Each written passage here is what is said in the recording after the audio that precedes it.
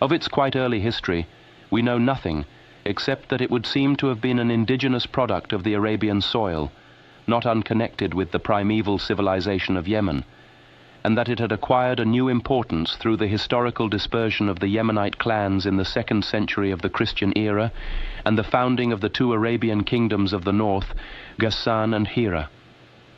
At the time when the earliest poems of which we have any record were composed, that is to say, some 3 centuries later, the whole of the peninsula was in the occupation of more or less kindred pastoral communities, following the same customs, speaking the same language, and bound by the same code of honor in peace and war. Each tribal section had its own dira, or pasturing district, beyond whose limits its flocks and herds did not wander, nor the tents of its women. The chief men, however, of whatever clan, were not thus to be confined, and besides the raids of many 100 miles they made in wartime, travelled far afield in time of peace, and wherever there was no blood feud, passed from tribe to tribe, enjoying hospitality, seeking adventures, and reciting, with what talent they had, their verses. As such singers and warriors became known, and their fame spread above, there sprang up a competition among the tribe sheikhs to receive them, and especially the Arab kings of Hira and Ghassan liked to attract them to their courts. It gave these princes an intellectual amusement to be thus surrounded, flattered their vanity, and enlarged their influence. It was through the medium of the 2 rival courts of the north that the poets of Arabia got indirectly their knowledge of the world outside. The Prince of Hira was tributary to the Kisra of Persia, and the Prince of Ghassan was tributary in like manner to the Caesar of Byzantine Rome. Faint echoes of the resplendent imperial names are to be heard in the Arabian poetry, but they are echoes only, coming from afar and received at second hand. It is not difficult for anyone who has travelled in modern Nejd to form to himself a picture of what these princely courts then were. They cannot have differed much from those of the Ibn Sauds and the Ibn Rashids of today. The prince, half Bedouin, half townsman, was in his desert quality still sheikh of his own noble tribe, enriched by his bounties. In the city where he had built himself a fortress, he was Hakim, its lord and king. He took his tribute in the desert through the might of his camel and horse riders. He took his tax of the settled population of the desert edge through the Fedawin, his Arab guard of foot soldiers. The winter months of cold and the extreme heats of summer saw him delivering public justice daily in his castle. The spring and autumn saw him in his tents, or on horseback making foray on his enemies. The Arab strangers came and went, were entertained and departed as they would, some singing his praises for largesse received, others in dudgeon because neglected, all alike defiant of authority in act and word. They were hawks of too wild plumage to be reclaimed by threats or cajoleries into permanent service. Thus, at the present day, one finds, even now in England-ridden Egypt, certain Bedouins from Central Arabia, waifs from the noble tribes of Mutair and Harb and Rotaiba, always clustered in semi-service round the Khedivial court at Kuba. Here and there among them may be discovered a poet, here and there a rubab player, all are horsemen. They come and serve for a while as riders to mount and break the Khedivial colts or the Khedivial camels. They are ornamental apparitions in their gay dresses and equipments, are good horsemasters, and honest in their service.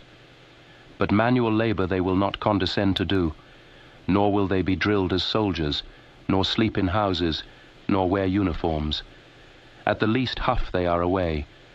They go forth from the palace outspoken in the prince's blame or praise, nor will money tempt them back, nor the thought of fear or favor. In their own land the poets of the ignorance, for such is the name given them by Islamic writers, were sometimes themselves princes or of princely family. They were at least free gentlemen of blood and lineage, undebased by toil and ignoring the dignity of labor. They were warriors and knights errant, the heroes of their own romances, prompt with sword and spear, horsemen and camel riders, tent dwellers from their childhood, and inured to physical hardships of all kinds. Outdoor doers of wild deeds, these valorous desert songmasters were no mere decadents, the idle singers of an empty day, but men determined to live every hour of their gay lives, to enjoy every joy within their reach, to their pleasure's uttermost.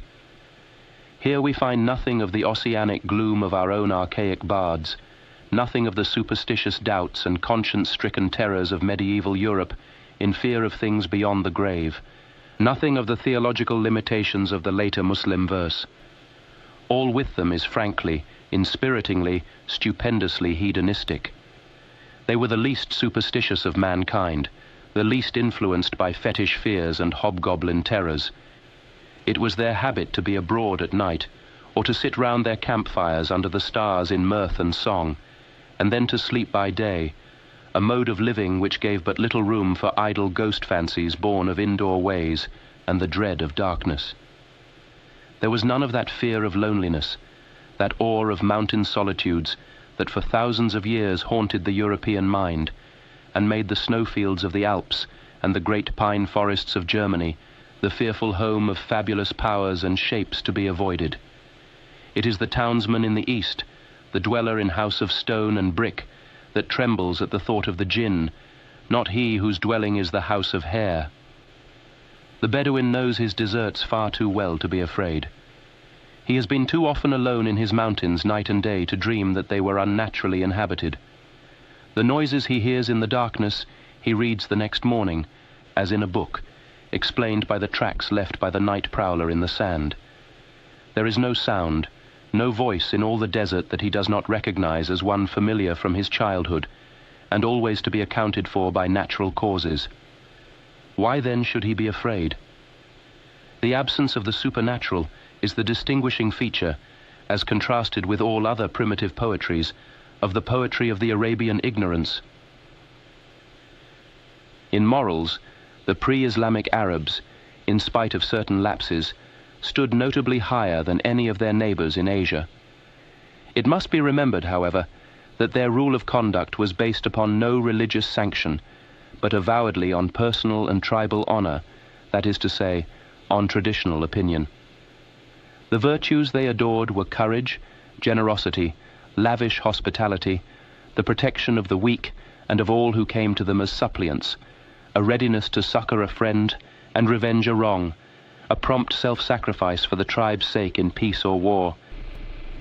Their courage was of a different quality, perhaps, from that admired among ourselves. It was the valor of a nervous, excitable people who required encouragement from onlookers and from their own voices to do their best, defiance before the battle, immoderate boasting afterwards. It needed not seldom the taunts of their women to make them face their foes or stop their flight. It is still the custom in cases of warfare of a serious kind in Arabia for the tribe to take its womenfolk with it on a campaign, as obliging even the laggards to fight manfully, and they have a girl accompanying them mounted on a camel who sings and shouts to them during the combat. Thus worked upon, the tribesmen fear neither death nor wounds, and become heroic. So too, with their generosity, there is always in it an element of vainglory, which finds strengthening in the presence of friends. A great sheikh, even if he is secretly parsimonious, will give prodigally in public out of regard for his neighbor's eyes, for the fame of an open hand gains many adherents. The motive is perhaps not a high one, yet it is a wholesome thing in any society that to give should be counted of more glory than to keep, and with some among them the free-handedness is very real. The true mastering virtue, however, of Arabia is its hospitality. There it would be a shame for the poorest and meanest to refuse a stranger, nor would any, though he were alone, turn such away from his tent door. Conscience would step in and prevent so great a failure of honor. Another matter of conscience is the blood revenge. This, in a noble Arabian mind, becomes a passionate prompting, almost a physical necessity, which, if it be not obeyed, will deprive its subject of sleep, of appetite, of health, and leave him a miserable man. On the same footing, in a minor degree, stand the duties of succoring the weak and protecting suppliants who have thrown themselves beneath the protector's cloak, even should he be an enemy. In all these instances, a well-born Arab will act on principles which it would be idle not to recognize as moral, yet which are neither held as binding by Muslims in general, nor are practiced with fidelity anywhere else in Western Asia. Towards women, the Arabs of the ignorance were at the same time devoted and practical.